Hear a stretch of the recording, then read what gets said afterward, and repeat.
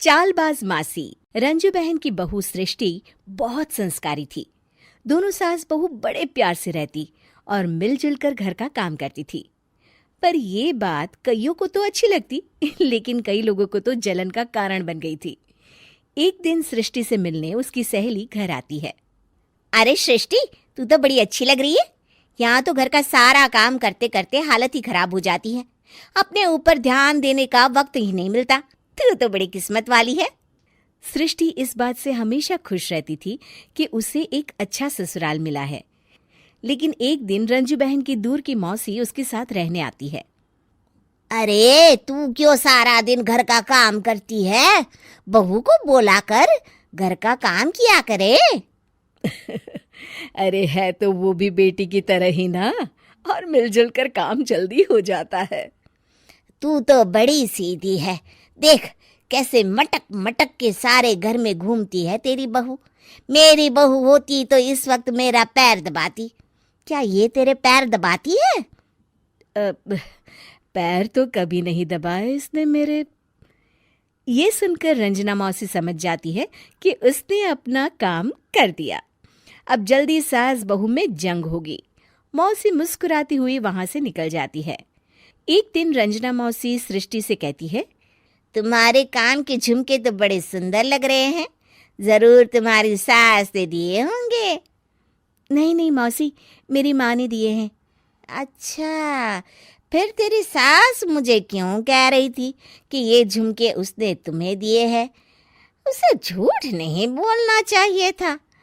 वैसे तुम्हारी सास ये भी कह रही थी कि तुम्हें खाना बनाना नहीं आता, तभी उस बेचारी को सारा दिन तुम्हारे साथ काम करने के लिए किचन में लगना पड़ता है। ऐसी तो कोई बात नहीं है। मुझे खाना बनाना नहीं आता। अरे मैंने तो खुद उन्हें खाना बनाना सिखाया है मौसी। रंजना मौसी वहां से चली जाती हैं। किचन में सृष्टि खाना बना रही होती है कि तभी उसकी सास वहां आ जाती है और वो कहती है, आज मेरे पैर में बहुत दर्द है, खाना तू ही बना ले। और वैसे भी मैंने सुना है कि मुझे खाना बनाना तो तूने सिखाया है। हाँ माँ जी, सुना तो आपने सही है। वैसे मैंने भी बहुत कुछ सुना है, लेकिन क्या बोलूं। दोनों सास बहू को झगड़ते देख बाहर खड़ी रंजना मौसी मुस्कुराने लगती है। बड़ी आई थी प्यार से रहने वाली। इन्हें कोई बताए सास कभी माँ नहीं बन सकती और ना ही कभी बहू बेटी। शाम को रंजना मौसी सृष्टि को बुलाती है। अरे सृष्टि बेटा, जरा एक कप चाय तो दे दे। मौसी, चाय आप माँ जी से ही ले लीजिए। मैं किचन में पैर भी नहीं रखूंगी। वैसे भी मुझे कहाँ आता है चाय बनाना। तभी वहां रंजू आ जाती है। वो सृष्टि की बात सुन लेती है। हाँ हाँ बहू रानी, तुझे तो कुछ नहीं आता। रंजना, तो तू एक काम कर, तू ही चाय बना ले।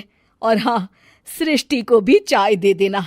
इसे क्या लगता है ये चाय नहीं बनाएगी तो क्या हम चाय नहीं पिएंगे? अरे हम पिएंगे भी और पिलाएंगे भी। रंजना मौसी थक कर उठती है। ठीक है रे रंजू दीदी, आप जैसा बोले। रंजना चाय बनाकर लाती है और सोफे पर बैठी सृष्टि और रंजू को चाय देती है। अच्छा, मैं थोड़ा मंदिर तक जा रही हूँ, रात में देर हो जाएगी आने में। रंजना देर रात घर आती है तो सृष्टि को आवाज लगाती है। अरे बहू रानी, कुछ खाने को तो दे दे, बहुत जोर से भूख लगी है। मैंने कोई खाना वाना नहीं बनाया मौसी। वैसे भी आपकी बहन तो कहती है ना कि मुझे खाना बनाना आता ही नहीं। हे भगवान, अब यह फिर से ना शुरू हो जाए। तभी वहां रंजू आ जाती है। रंजू, आज खाना तुम ही बना लो, और हाँ, थोड़ा खाना सृष्टि को भी दे देना ताकि इसे भी पता चले कि हमारे यहाँ खाने का स्वाद क्या होता है।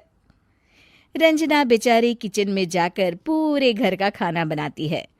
जब वो खाना बनाकर बाहर निकलती है तो सास बहू टेबल पर बैठकर उसका इंतजार कर रही होती हैं। लाओ लाओ रंजू, जल्दी खाना लाओ, बहुत जोर की भूख लगी है। सास बहू खाना खाकर अपने अपने कमरे में चली जाती है। अगले दिन सुबह रंजू रंजना के कमरे में जाती है। अरे रंजू, अभी तक सो रही हो? जरा नाश्ता तो बना दो। तुम्हें तो पता है ना कि बहू आजकल किचन में पाँव भी नहीं रखती।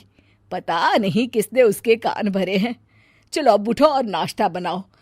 और हाँ, सृष्टि को भी दे देना खाने के लिए। अरे उसे भी तो पता चले कि हमारे घर का नाश्ता कैसा होता है। मैं नीचे जा रही हूँ, जरा जल्दी वक्त पर आ जाना। हाँ। रंजना नीचे उतरती है और उसके हाथ में सूटकेस होता है। अरे रंजू, कहाँ जा रही हो? नाश्ता नहीं बनाओगी? अरे मौसी, बहुत जोर की भूख लगी है, नाश्ता अभी तक नहीं बना। अरे मैं कुछ नहीं बनाऊंगी, मैं तो घर जा रही हूँ। तुम सास बहू के चक्कर में मेरी तो कमर ही टूट गई। अरे अरे मौसी, कहाँ जा रही हो?